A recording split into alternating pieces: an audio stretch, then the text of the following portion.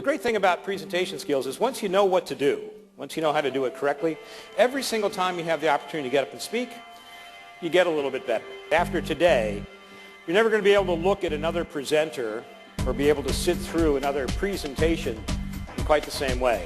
Very well. In order to get your audience to really take in what you have to say, you got to learn to stop talking.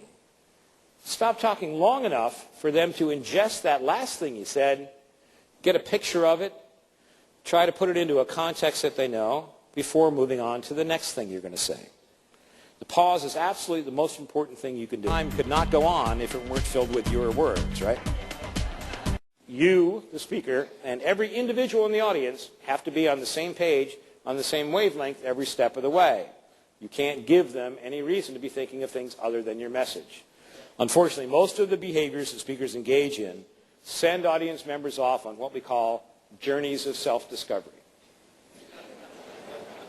Most of the time, we're just shipping you off from the dock saying, hey, you know, have a great time. There's all kinds of things you can discover on your own. People only start to listen after you stop talking. Well, sometimes when we speak, we tend to look down the whole time like this, hoping there's notes on the podium or the floor. Sometimes when we speak, we look up like this, hoping we'll find divine inspiration. But for the most part, people tend to do just this, spray the audience with their vision, never holding eye contact for more than a second at a time.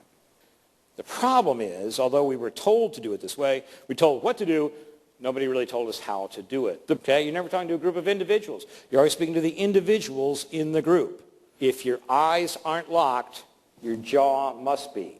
And then we were also told, and this is going to be a very important part of your grade, so don't mess it up, right? And then what do we know of many of us that, oh, that's right, we didn't read the book. And so now we're not prepared. We're not that old prepared thing. That, oh, wow, the whole process started. And that, for many of us, was our very first fear memory. People ask me, what's the greatest number of people you've ever delivered to? And I say, one. Because that's what I do. I'm never speaking to more than one person at a time. And again, the more comfortable you feel, the more comfortable the audience is going to feel because they're empathizing with you. And the more comfortable they are, the more likely they are to uptake your message. Tell them how you're going to bore them, and tell them how you bored them, right? That's the agenda slide.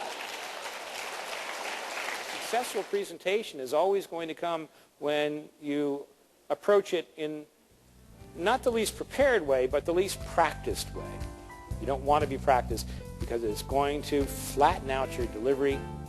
A flattened delivery has less passion, and it's passion that people come to hear.